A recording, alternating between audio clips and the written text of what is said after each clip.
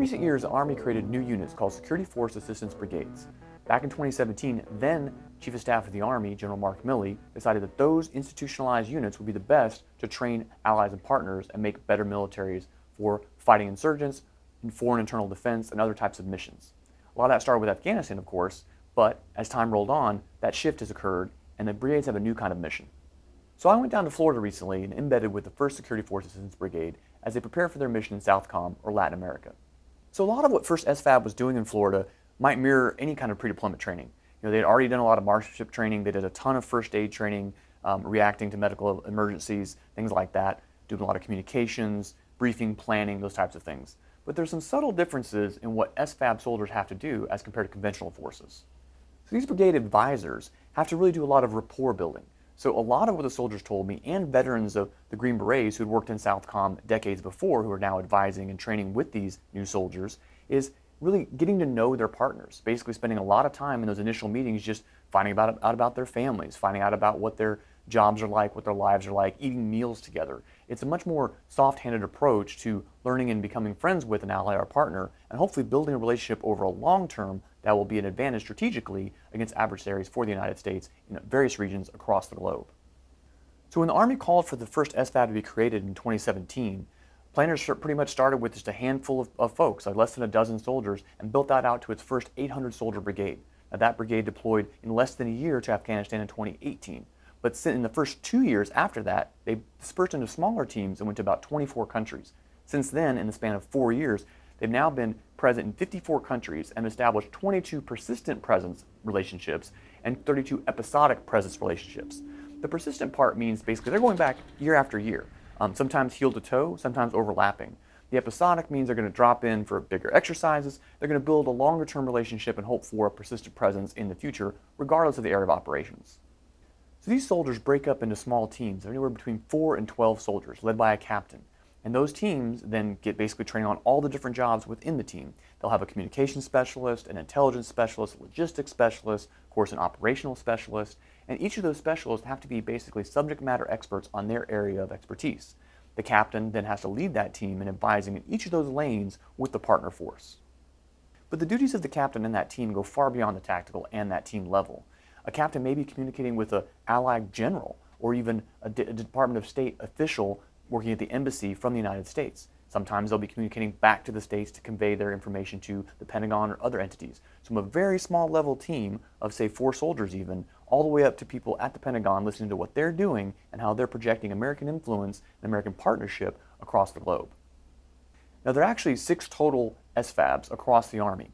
Each of them is aligned to a geographic combat command like Southcom, AFRICOM, EUCOM, INDOPACOM. The 6th one is in the National Guard, the 54th SFAB, and they actually fill in across the globe. So they have to be ready to go to pretty much any area of operations needed and fill in and assist other SFABs. So in the recent training we observed in Florida, they were going through some medical emergencies. Some things that might sound kind of simple. Basically, imagine they were driving through a busy city in Latin America and got into a car accident, and one of the soldiers was injured. Well, they have to do all their own medical treatment on the spot and then transport that soldier to a hospital for additional medical care in a more established situation. In another scenario, an enemy strike actually hits a U.S. outpost and there's mass casualties or multiple casualties that medics and the team has to deal with. In that situation, they have to develop their own protocols, they have to have their own life-sustaining support for hours, maybe even days, depending on how remote they are located. Those same soldiers that do all the basic soldiering tasks also have to worry about a lot of planning and briefing, be it logistics or communications or operational planning such as an air assault. For instance, we saw soldiers basically advise a role-playing Latin American country colonel in an air assault with 3 different units taking 3 different bridges. Now it was simulated over a video screen with mapping software and different kinds of scenarios, but the communication between the two, the colonel running those things while the American captain advised him, was very similar to what an American captain deployed somewhere in one of these AORs might experience.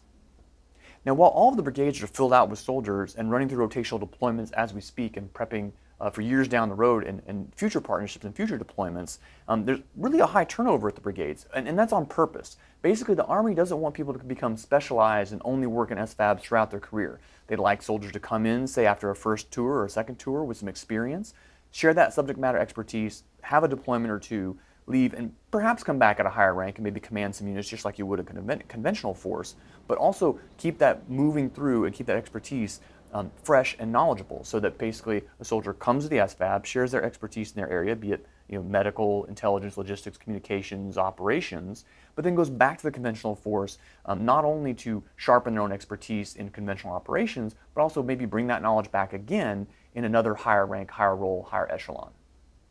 And while the SFABs have grown their reach from just one country to more than 50 in the last 4 years, they want to go even further, even farther. And so Army commanders are reaching out along with state departments to establish new relationships, new rotations for teams across the globe with partners and allies. It creates pressure on adversaries such as Iran, China, and Russia, but also helps grow different militaries, and there's an exchange of learning. Even some of the soldiers I talked to who'd already been on deployments to Latin America said, yeah, we bring a lot of knowledge and equipment and expertise to the table, but we also learn stuff from our partners too. So it's kind of about establishing friendships that are going to stand the test of time, and alliances between the tactical and the strategic level for U.S. interests and for partner and ally interests. So we'll be following 1st SFAB as it deploys to Southcom later this year, and of course all the other SFABs across the Army and across the globe. I'm Todd South with Military Times.